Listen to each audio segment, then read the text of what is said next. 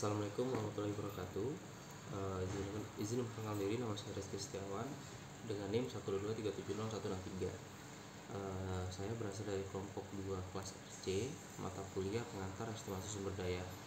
Nah, untuk minggu ke-13 ini kami melanjutkan proyek mengenai estimasi sumber daya komunitas batubara menggunakan metode triangular dan inverse distance.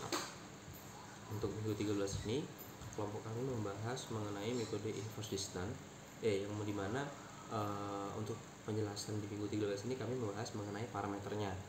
Nah, untuk yang di minggu lalu, minggu 12 kami telah membahas yang mengenai metode triangular, dan yang untuk minggu sekarang, minggu ke-13, untuk parameter estimasi kami membahas mengenai metode inverse distance. Nah, untuk metode inverse distance, untuk menghitung areanya, menghitung luas, volume dan sebagainya, yang pertama kita terlebih dahulu itu menghitung koordinat titik G. Nah, titik G ini adalah titik estimasi. Nah, untuk menghitung koordinat titik G berdasarkan rata-rata dari setiap titik bor. Misalnya kami ambil dari kelompok kami itu masing-masing di area estimasi sebanyak 4 titik bor. Nah, 4 titik bor itu nilai X-nya kita rata-ratakan. Nah, kemudian dari nilai rata-rata itulah menjadi titik G atau titik estimasi, titik tengahnya. Nah, setelah membuat titik G atau titik estimasi, kemudian kita menghitung jarak dari titik bar hole ke titik G.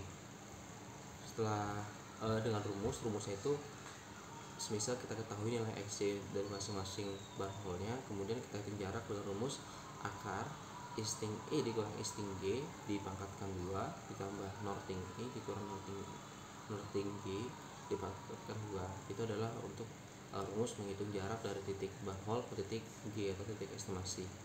Kemudian langkah selanjutnya kita menentukan bobot inverse jarak dengan rumus WI sama dengan 1 per DIP. Itu untuk menghitung bobot inverse jaraknya atau mengembalikan lagi nilai jarak. Setelah menghitung bobot inverse jarak, kemudian kita menghitung luas dan ketebalan menggunakan metode poligon.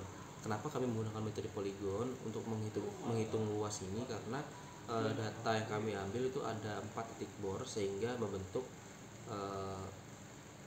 persegi dengan 4 sudut, bukan persegi menurut saya, sehingga untuk menghitung luasnya itu harus menggunakan rumus luas poligon. Nah, setelah menghitung luas dan ketebalan sudah dilakukan, kemudian kita menghitung volumenya, yang dimana rumus volume itu adalah luas poligon dikali tebal rata-rata. Nah, setelah itu kita mendapatkan nilai volume, kita menghitung tonasenya dengan rumus tonase itu sebagai berikut. Tonase sama dengan volume dikali densitas. Untuk densitas sama seperti tadi, itu menggunakan nilai 1,3. Nah, untuk perhitungan itu kemudian kita menghitung seluruh area estimasi yang kita buat. Untuk di IDWI sendiri kami mencakup ada 25 area estimasi untuk dilakukan perhitungan. Mungkin itu saja dari pembahasan mengenai kerja kelompok kami di minggu 13. Sekiranya ada salah kata, saya ucapkan mohon maaf, dan saya akhiri. Wassalamualaikum warahmatullahi wabarakatuh.